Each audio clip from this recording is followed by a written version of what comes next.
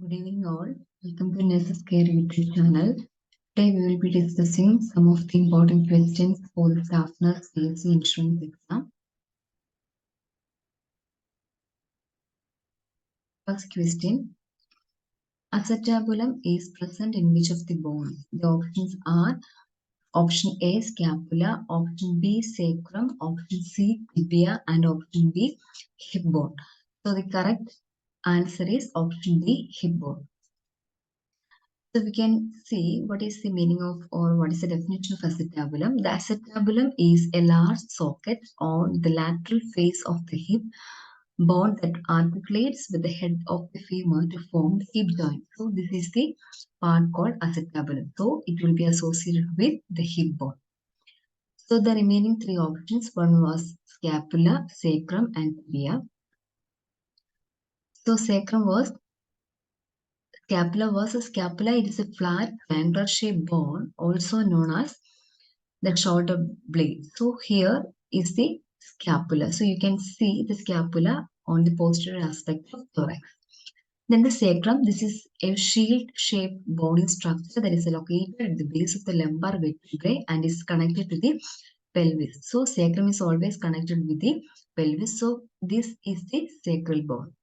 And last option was tibia. It is also known as shin bone. So it is one of the two bones that comprise the lower leg. So this is the tibia. So the bone which is present adjacent to the tibia is called fibula. So these were the three options. So the correct answer was the hip bone. Next question is causative organism of Weil's disease. The causative organism of Weil's disease. The options were option A, Treponema, option B, Borrelia, option C, Leptospira, and option D, Varicella. So the correct answer for this question is Leptospira.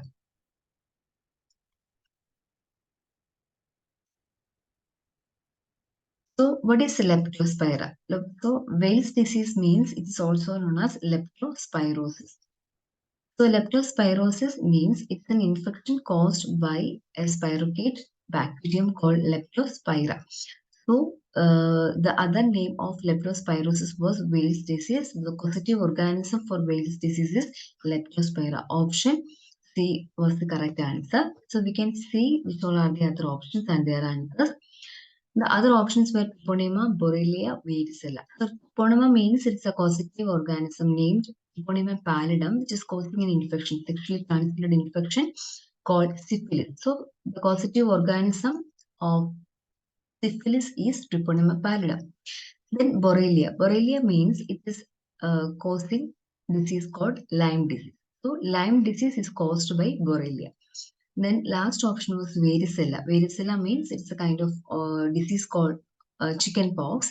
It is an acute infectious disease caused by the virus called varicella zoster virus. So these are the options of question number.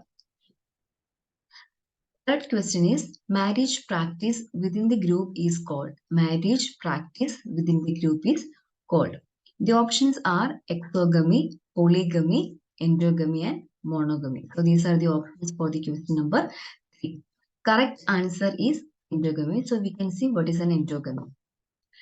Endogamy, it is otherwise called as in marriage. It is an act of marrying another person within the same family, religious group or cultural group. So it's a kind of marriage which will be happening or which is arranged within the same family or group. So we can see which are the other options and their explanations. So the other options were exogamy, polygamy and monogamy. Exogamy means it is a social norm of mating or marrying outside one's social group. So endogamy means marrying within the particular group or cultural group, whereas exogamy means it's a social norm for marrying outside one's social group or apart from the possible or normal group. Then polygamy means it's a custom of having more than one wife at the same time. So the man will be marrying more than one woman or one girl at the same time. So each man will be having more than 2 or 3 wives. Whereas monogamy means the fact or custom of being married only one person at a particular time. For example, if the person is marrying to a person, or if the person is having only one partner throughout the life, such kind of relationship is known as monogamy, or such kind of marriage is known as monogamy. And question number 4, a cut caused by sharp, uneven instrument is known as. Options are punctured wound, incised wound, lacerated wound, and perforating wound. So the correct option is punctured wound. You can see what is puncture. Puncture or punctured wound means it is a deep wound caused by sharp stabbing objects. Example, an injury with a nail. So this is an example of a picture which is caused by the injury with a nail. So this kind of wound can be considered as a puncture wound. So we can look on to the other options of both question. The other options were incised wound, lacerated wound, and perforating wound. Incised wound means it is a cut or slash results when an object with a sharp tip or sharp edge marked contact with the skin. It's a kind of seen in such kind of persons who is attempting for suicidal tendencies. So some person will be trying to make harm to their own bodies. This is the kind of incised wound. So lacerated wound means a laceration is a wound that is produced by the tearing of soft body tissue. It's a kind of extension of wound which is mainly caused by the type of instruments or type of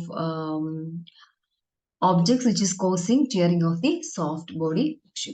Then perforating wound means if a sharp object pierces the skin, creating a single open wound, example gunshot wound. So you can see the two openings. One is the entry of a particular object, and at the same time you can see the exit portion of that object. So you can see the two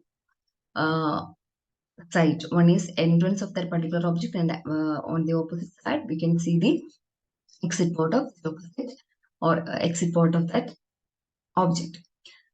So the last question is inflammation of stomach is called. Inflammation of the stomach is called. The options are stomatitis, gastritis, cheilosis, and enteritis.